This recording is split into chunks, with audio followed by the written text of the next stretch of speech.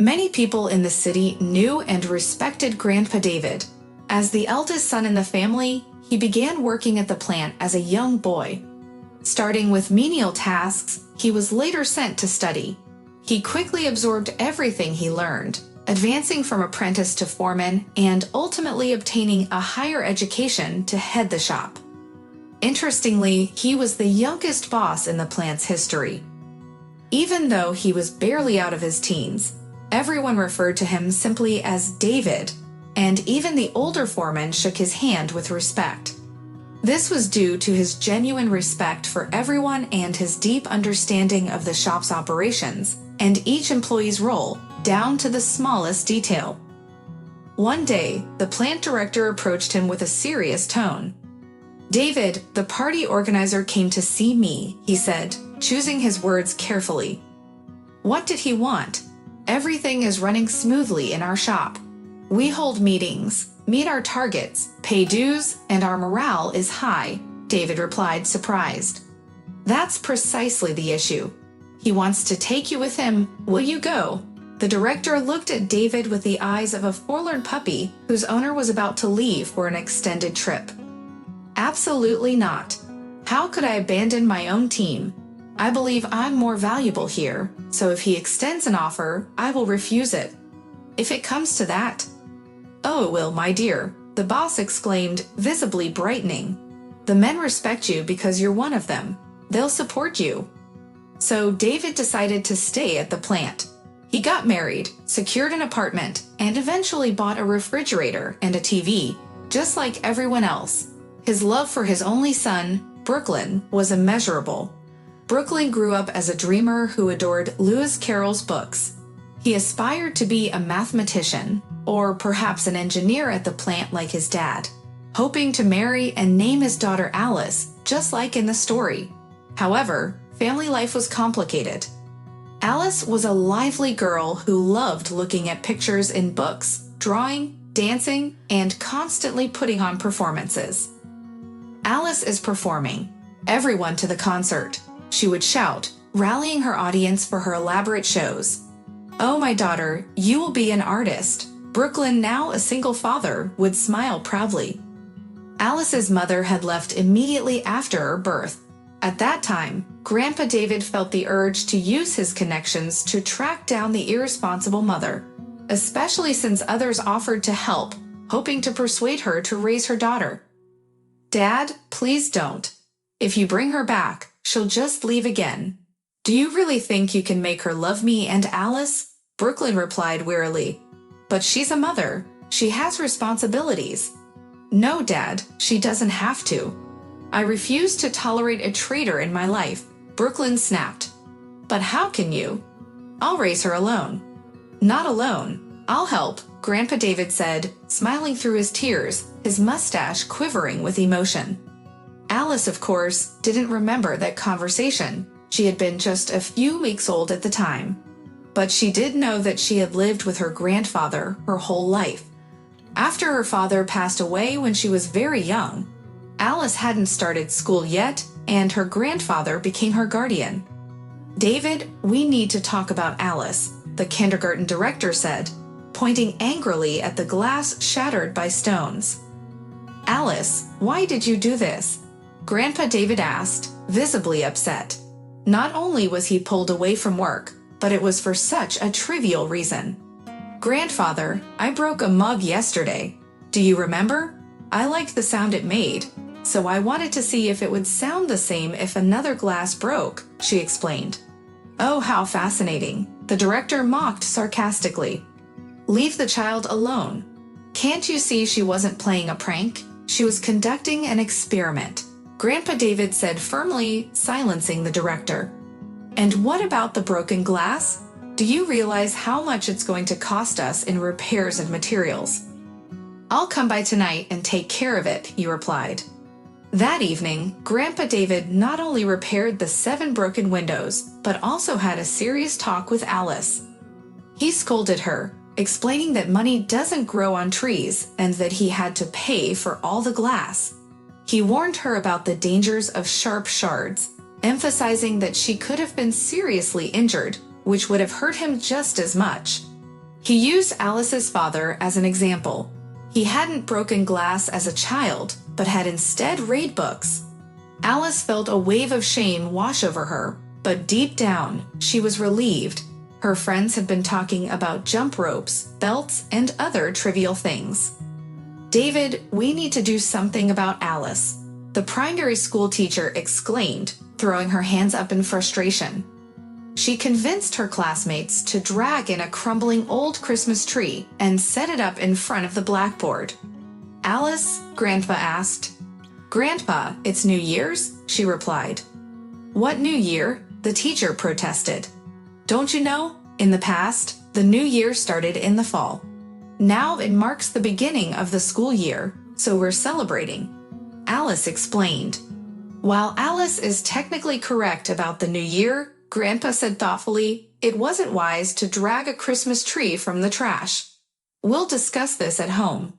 At home, their conversation revolved around trash heaps, unsanitary conditions, and a discussion about medical books featuring worms and other unpleasant topics. Alice cried, fearful that her New Year's celebration might compromise her health. After that, she stopped bringing Christmas trees from the trash. "David, we urgently need to address your Alice. The nursery is in an uproar," the school called him in again. "Well, what has she done this time?" David asked, turning to Alice. "Well, you see, the math teacher started to explain. "I asked my granddaughter, not you," David interjected sternly, his right fist involuntarily clenching in frustration. "Grandpa, there are some actors coming, and I suggested to the kids that we go see their performance. I found out there are tickets available, but only for the matinee, and we have lessons. The teacher won't let us go, but we really want to." "I see," Grandpa David replied, turning to the teacher. "If the entire class wants to see a performance by renowned artists, perhaps we can make an exception and take them to the theater. After all, it's a cultural event." "Yes, you might be right," she said, blushing slightly. She always felt a bit flustered in front of this big, strong, gracefully aging man. "Great, when is the next performance?" he asked. "Tomorrow," Alice answered, her voice a little hoarse from excitement. "Tomorrow it is, then," Grandpa David said, looking back at the teacher. "Let's take the kids to become cultured." "All right," she replied, her voice also slightly hoarse. That evening, however, they had a serious discussion. For over an hour, Grandpa David emphasized the importance of studying, calling Alice silly and lazy, and convincing her that while performances are wonderful, they can't replace the knowledge of mathematics. Grandpa David wasn't one to shower praise or affection easily. Nothing was the highest compliment he would offer. It was only once that he said something more significant, on the day Alice and her dance group won the city competition. She was the soloist, and the jury highly praised her talent. "Well done, Alice, you worked hard," Grandpa David said, stroking her head and smiling before turning away to get his jacket. "Grandpa, what about the flowers?" Alice whispered, feeling left out. All of her friends received bouquets from their parents after the concert, while she stood there empty-handed. "Yes, your grandfather is a bit stingy." Alex, one of her dance classmates, chimed in, handing her his bouquet. "But don't worry, take my flowers. He's not stingy at all. He's just not used to giving flowers yet," Alice defended her grandfather. Once again, Alice felt her heart ache. Grandpa didn't shower her with gifts, nor did he read fairy tales to her at night like her friends' parents did. Instead, he preferred educational and useful literature. After a concert, instead of going to a cafe, they went for an evening jog and had a light dinner. Her wardrobe was filled with strict skirts and blouses that resembled office attire rather than the ruffled dresses with small flowers she longed for. Alice wanted magic and celebration, but with her grandfather, every day felt like just another weekday, even New Year's and her birthday. "Grandpa, do you know what Grandfather Frost will bring me?" she asked eagerly. "I asked for a doll, remember? I saw it in the store, and a dress with stars, like Mary's, and a whole box of sweets. I'm not Grandfather Frost. How should I know what he'll bring? Maybe a dress, maybe not, Grandpa grumbled in response. And it has to snow on New Year's. It's so beautiful. But that new year brought no snow. Under the tree, Alice found foreign felt tip pens and a soft wool sweater. She had no idea how Grandpa David had managed to get them, but he felt proud of his effort. Alice was disappointed. She had dreamed of a doll, not felt tip pens, and she longed for a dress with stars instead of a sweater. Seeing her unhappy expression, Grandpa waved his hand dismissively. Everyone, go to bed? Grandpa, let's go to the Christmas tree. There's a celebration, Alice pleaded. As if that were enough, you need to follow a routine. Now go brush your teeth and get to bed. But Grandpa, I said, he insisted firmly. Alice couldn't defy him. Deep down, she sensed that he probably loved her, but she could never feel it. David simply didn't know how to raise a girl. He interacted easily with the men at the factory, but his granddaughter felt like she came from another planet. As a result, he buried his tenderness deep inside, never revealing it to anyone.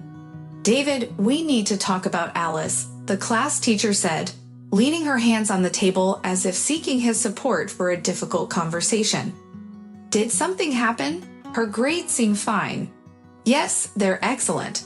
Her classmates value her opinion, but she always seems to come up with something unusual, she said, spreading her hands before quickly returning them to the table. What kind of unusual things? Well, yesterday, for instance, they skipped class to go to the skating rink. Last week, the whole class brought in kittens, disrupting 3 lessons. Before that, they went to buy groceries for some elderly ladies, and that was during class time too. The kids aren't hooligans, they're doing good deeds. You can catch up on algebra later, it's not the end of the world.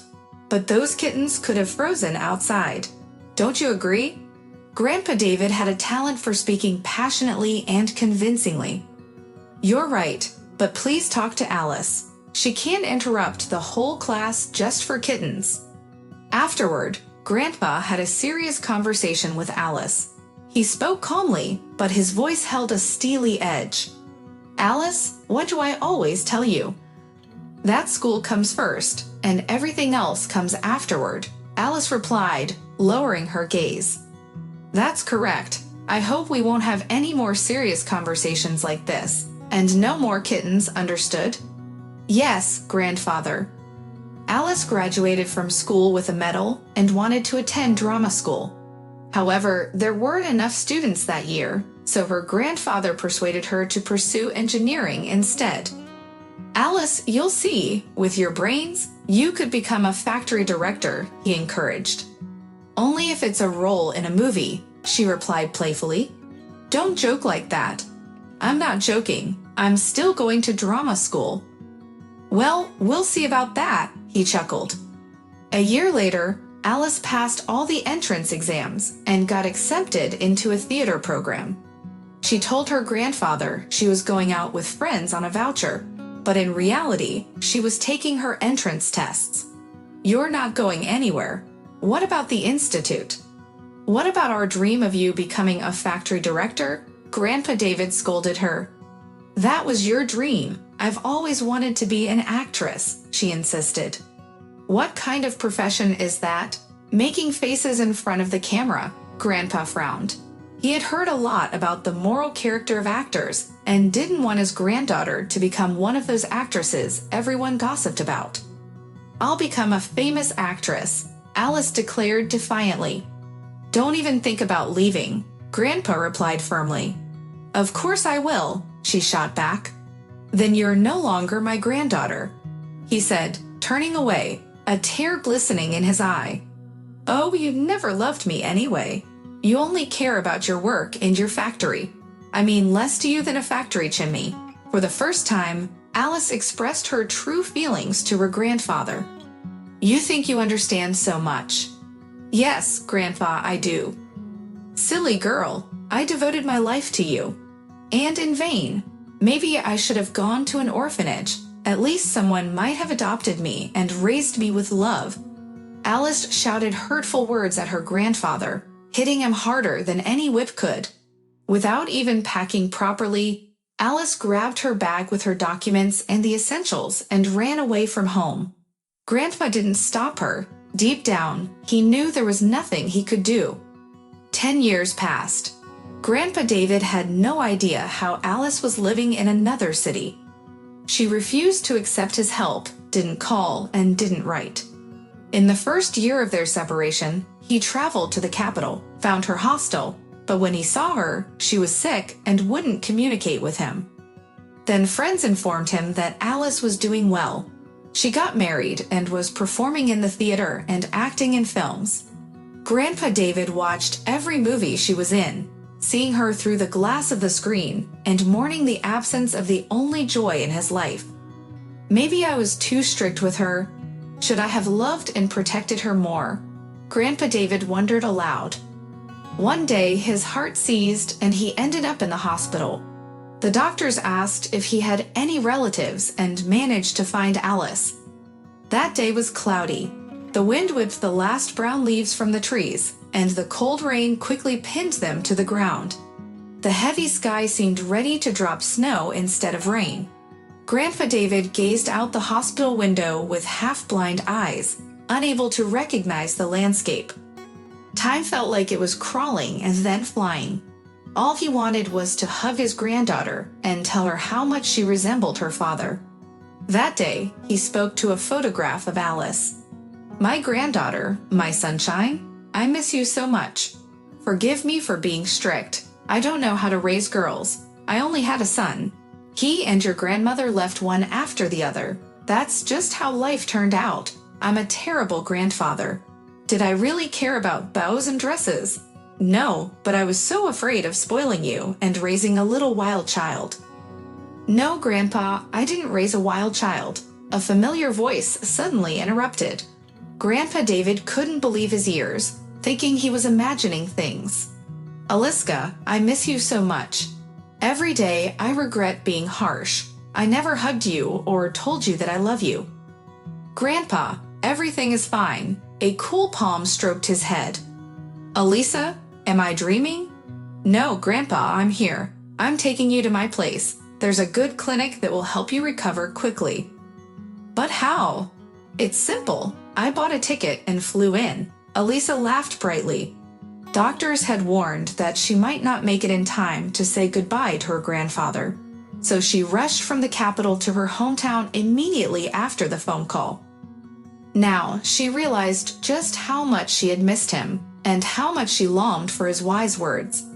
Yes, her grandfather never said that he loved her. Only in Moscow did she learn that those felt tip pens and the cashmere sweater were hard to find even in the capital. But her grandfather had managed. Like pieces of a puzzle, his actions and words came together to reveal his immense, all-consuming love for his only granddaughter.